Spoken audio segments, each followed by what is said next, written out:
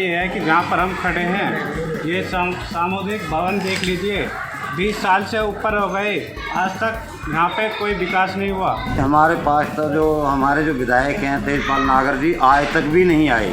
हमारे क्षेत्र में जनता के पास कुछ नहीं आकर बूझा, ना ही कुछ सुनी जनता की। बिजली शायद पुरानी जो सरकारें थी उनमें जो फिक्स चार्ज जाता था इतना नहीं जाता था जितना अब जा रहा है।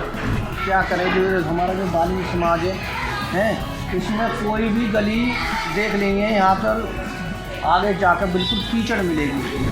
यूपी में चुनावों का महासंग्राम शुरू हो गया है। चुनावी घमासान जारी है। पहले दौर की वोटिंग 10 फरवरी को पड़ने वाली है और गौतम बुद्ध नगर जो कि अपने आप में यूपी का सबसे हाईटेक शहर है और दिल्ली से सटा हुआ है देश की राजधानी से, उसमें क्या क्या मूलभूत समस्या है। हालांकि गौतम बुद्ध नगर की अगर बात की जाए तो यहाँ पर 3 विधानसभा हैं, एक दादरी विधानसभा है, जेवर विधानसभा और नोएडा विधानसभा है, जो कि तीनों में अभी पिछली विधानसभा चुनावों में बीजेपी ने परचम लहराया है। तीनों ही सीट बीजेपी के पास हैं, लेकिन 2022 में जो अब विधानसभा चुनाव हो रहा है उस पर क्या क्या मुद्दे हैं। सरकार बीजेपी की रही, विधायक बीजेपी के रहे, लेकिन इसके बावजूद भी अगर विकास में कहीं ये ज़िला पिछड़ा है तो उसको जनता बताएगी। और इस बार चुनावी मुद्दे क्या होंगे, पब्लिक के मन में सब कुछ अब इस बार आ चुका है कि वो किन मुद्दों को लेकर बात करेगी। तो गौतम बुद्ध नगर की पब्लिक क्या बोलती है चुनाव को लेकर, आइए उनसे जानते हैं। सबसे पहला मुद्दा ये है कि जहाँ पर हम खड़े हैं ये सामुदायिक भवन देख लीजिए, 20 साल से ऊपर हो गए, आज तक यहाँ पे कोई विकास नहीं हुआ। ना ही हमारे यहाँ पे कम से कम 5000 लोग रहते हैं दलित, जो मतलब यहाँ पे शादी ब्याह करते हैं, उनके पास इतना पैसा नहीं है कि बड़े बड़े वहाँ पे बोलते बारात घरों में शादी करें। यहाँ पर तो कुछ भी नहीं हुआ जी, बस सब ऐसे ही पढ़ा है जी। बच्चे बेरोजगार हो रहे हैं, बच्चे नहीं अनपढ़ रहेंगे सारे। कितने बच्चे हैं आपके परिवार में? करीब 10 बच्चे हैं जी हमारे परिवार में, जो स्कूल बंद पड़े हैं, पढ़ नहीं पा रहे।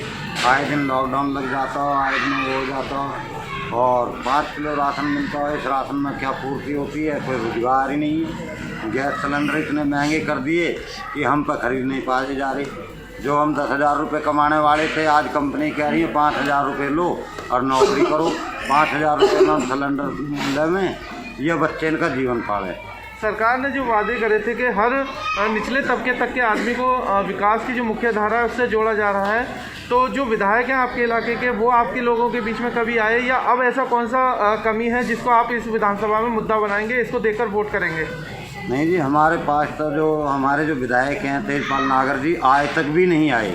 हमारे क्षेत्र में जनता के पास कुछ नहीं आकर बूझा, ना ही कुछ सुनी जनता की। जी यहाँ पे अभी कोई भी मदद के लिए नहीं है। कुछ दिन पहले जो है ना बीजेपी के भी आए थे वोट मांगने के लिए। यहाँ पे एक रास्ता है, बोल देते हैं सब लोग उस साइड जाओ, उस साइड वोट मांगो, तो मना करने लगे कि उस साइड गंदगी है। आप ही देख लिए, वे अपने मुंह से कह रहे हैं कि उस साइड गंदगी है, उस साइड मत जाओ। उन्होंने क्या करा सरकार में आके? तो विकास नहीं हुआ है। विकास नहीं हुआ पढ़ाई के लिए। यहाँ पे गवर्नमेंट कुछ वैकेंसी नहीं निकल रही है, कुछ भी नहीं दे रही। सब जगह जो ना ठेकेदारी पर खाया है। कोई बच्चा पढ़ भी रहा है तो उसका मनोबल टूट जा रहा है, क्यों पढ़े, सब कुछ तो मिल ही नहीं रहा। कुछ भी जहाँ भी जाएगा 200 किलोमीटर दूर के नौकरी बच्चों को नौकरी मिलेगी, दूर के इनको पास के लोग करके किसी को नौकरी नहीं मिली कंपनियों में भी। ये पढ़ के क्या करेगा, कुछ भी नहीं करेगा। मुद्दे तमाम तरीके के लोग गिना रहे हैं विधानसभाओं के, और ज़रा इनसे जानते हैं। आप ये बताइए, आपने बहुत सारे यहाँ पर समय गुजारा है, कितने समय से आप यहाँ इस इलाके में रह रहे हैं और क्या क्या परेशानियाँ आपको रोज़ाना महसूस होती हैं? देखो जी, मैं तो यहाँ करीब 32-33 साल हो गए मुझे यहाँ आए हुए, और यहाँ की जो समस्या है, पहले तो यहाँ का जो युवा है वो संगठित नहीं है। आपस में उनके माता पिता उन्हें संगठित नहीं करते, जोड़ते नहीं हैं। यदि कोई अच्छा आदमी है तो उसके साथ ये लगना पसंद नहीं करते। अपनी अपनी नीतियाँ इन लोगों की सबकी अलग हैं। और क्या बताएं, हमारा इसी वाल्मीकि मोहल्ले के अंदर ही एक RCC पड़ा हुआ है, आधा पड़ा हुआ आधा नहीं पड़ा हुआ। रास्ता बिल्कुल ख़राब है, नालियों की व्यवस्था कुछ नहीं है। नीचे स्तर पर ये RCC के लेंटर डाले हुए हैं। सरकार क्या कर रही है, ये नहीं देख रही कि यहाँ का पानी जाएगा कहाँ। आए दिन यहाँ बरसात होती है, पानी भरा रहता है, नाली मोरियाँ बंद रहती है, लोगों का आवागमन बेकार हो रहा है, वो निकल नहीं पाते हैं। बेचारे काम के लिए जा रहे हैं, जूते चप्पल उनके ख़राब हो जा रहे हैं। तो बताइए ये विकास क्या कर रहे हैं? कोई पार्टी कोई विकास नहीं कर रही है। सब अपने वोट मांगने यहाँ आ जाते हैं कि जी हमें वोट दे दीजिए। अगर आप विकास देखना चाहें तो विकास, मैं सूरजपुर क्षेत्र में रहता हूँ, ये गौतम बुद्ध नगर में आता है। तो यहाँ पे हमारे यहाँ डीएम साहब का कार्यालय है, उसके जस्ट पीछे जैसे आप आएंगे वहाँ रोड देखेंगे ना, वहाँ पर रोड जाके देखिए, वहाँ पे आपको विकास की पता पड़ जाएगी कितना विकास हुआ है। और बरसात के मौसम में खुद डीएम साहब का कार्यालय देख लीजिए कितना विकास हुआ है, उसमें 3-3 फुट पानी भर जाता है, इतना विकास हुआ है। आप बिजली की बात कर रहे हैं, बिजली शायद पुरानी जो सरकारें थी उनमें जो फिक्स चार्ज जाता था इतना नहीं जाता था जितना अब जा रहा है।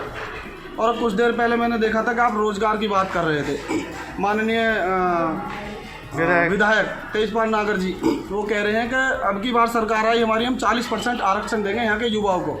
सर 5 साल पहले आपको दी तो थी, कहाँ है वो आरक्षण, कहाँ है यहाँ के युवाओं की नौकरी कहाँ है? हमारे यहाँ पे लोग जो अपना गुजर बसर कर रहे हैं, मुझे जहाँ तक ध्यान है या मैंने समाज में बैठ के देखा है, किसी के बेचारे के 1-2 कमरे बनने, उससे दाल रोटी खा कमा रहे, उसके किराए पे ठा के उससे दाल रोटी आ रही है, नौकरी तो मिल ही नहीं रही। क्योंकि नौकरी लेने जाता है तो लोकल का ठप्पा लगा हुआ माथे पे, 200-300 किलोमीटर दूर वाले लोगों को नौकरी दी जा रही है। राशन में ये दिक्कत आ रही है, कोटेदार को पहली बार तो कट्टे का वजन नहीं मिलता, और सरकार कह रही है कि इनका लाभांश हम जल्दी बढ़ाएंगे। अक्टूबर से लेकर आज तक इस सरकार ने जो 5 किलो प्रति यूनिट पर राशन बंटवा रही है, इनका कोटेदारों को लाभांश नहीं दिया अक्टूबर से अब तक। और दूसरी बात यह है, इनका समय था ये राशन दुकान पे पहुंचाना, इन्होंने फ्री में पहुंचाया। अब एक कोटेदार को 10,000 रुपये में राशन लाना पड़ रहा है। तो यही वजह है कि राशन डीलर जो हैं वो मतलब अपनी इस खर्चों को निपटाने के लिए ही ये सब भ्रष्टाचार करते हैं, ये मानते हैं आप? भ्रष्टाचार तो अधिकारी करते हैं, कट्टे का वजन नहीं देते। 2.5 से 3 कुंटल एक कोटेदार का कट्टे का वजन बैठता है, उसको पूरा करता है डीलर काट के, पिस्ता डीलर, मौज लेते हैं अधिकारी।